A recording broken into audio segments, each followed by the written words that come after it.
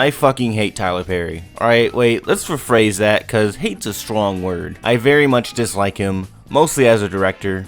I'm pretty sure Tyler Perry's a good person, loving dad, husband, and probably donates a lot to charity, or at least I hope so, but as a director and producer, I think he's trash. Each and every one of his films get worse and worse, and he repeats the same storyline and themes in almost every movie. He does this so often in all his movies, I actually think he actually copies and pastes his own fucking scripts. And the jokes, they're not funny. Or let me rephrase that, it's not funny because he just repeats the same fucking shtick. Like, I can only take watching a 47-year-old man dress up in a woman suit and beat the shit out of kids for so long. The first time it was funny, the second time it was okay, the third time it's like, dude, can you just do what Martin Lawrence did in Big Mama and just make 3 movies and just fucking disappear forever? And the production on these films, they just fucking dissolve more and more into looking like straight to DVD films. Like, if you don't believe me, go watch the trailer to his new movie, Boo! A Madea Halloween. Wait a minute, wait. Rewind this trailer from the start. Oh fuck, he's in this? But you want to know the one thing that really agitates me more about Tyler Perry? One, he's kind of an idiot. Apparently, according to this article, he did not know who David Fincher was. Really? You don't know who David Fincher is? But the one thing that agitates me the most about him is that Tyler Perry is probably, if not the most recognizable African-American film director of all time. Like, I'm not even kidding, like, the only other 2 people who can rival him in name recognition is Denzel Washington, but everyone really knows him more of an actor than a director, and Spike Lee, who fucking hates Tyler Perry. But I still think a lot of stuff that's on today is coonery buffoonery. We're talking about Tyler Perry at this point.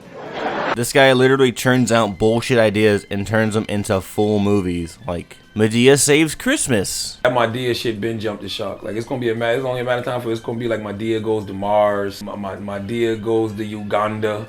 Like, it's just gonna be a Madea goes to all kind of dumb shit for no reason whatsoever. Enough bashing Tyler Perry directly. What are we reviewing today? Shit.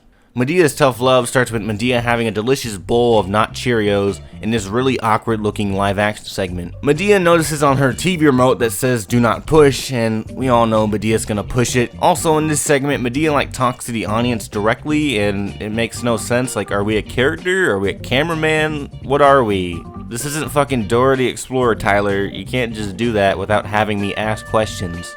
Okay, so Madea pushes said button and gets put in this really shitty looking cartoon world, and whoa! That's an excellent use of Comic Sans. Madea seems very unfazed by this and sees 2 ghetto ass kids riding skateboards causing a fucking ruckus, and this happens.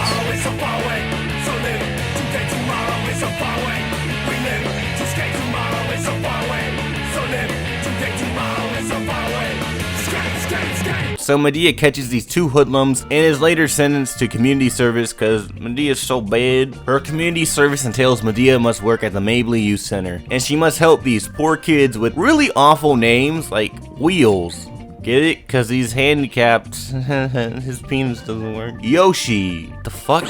And Dang Dang. How's that a fucking name? Who named you? Betty Rubble? Is your cousin fucking Bam Bam? Alright, so the main plot is Madea has to help save the kids' youth center from being turned into a shopping mall by this evil, disgusting looking mayor of Atlanta. And in doing that, they must participate in this sports challenge thing. The movie is the generic we gotta save the orphanage plotline that if you've seen enough movies, you've seen before. Madea saves the fucking youth center in the end, and the ending of the movie ends in the most stereotypical Tyler Perry ending ever. It ends with an abrupt church scene that just happens. I mean, it's not really a Tyler Perry movie if you don't have these 3 components.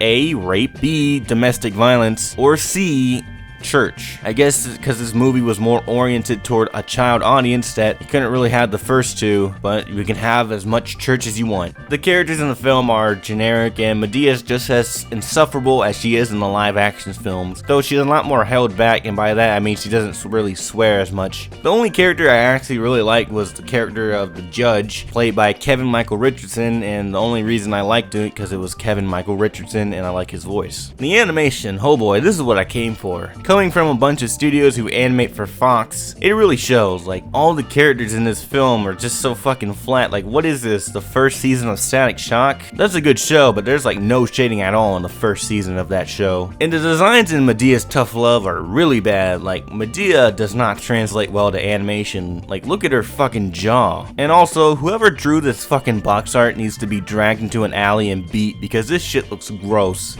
I saw this in a Best Buy and I was like, dang, this thing looks incredible. So is Madea's Tough Love the worst movie ever? Surprisingly, no. Is it a good movie? No. For me, it's like a so bad it's good kind of movie. Like, watching this seriously, it's a piece of shit. But like watching it with others or just watching it to shit on it, actually pretty entertaining. Don't give this movie your full attention. Have it in the background, and when some stupid shit happens, just laugh at it. What they put in this stuff?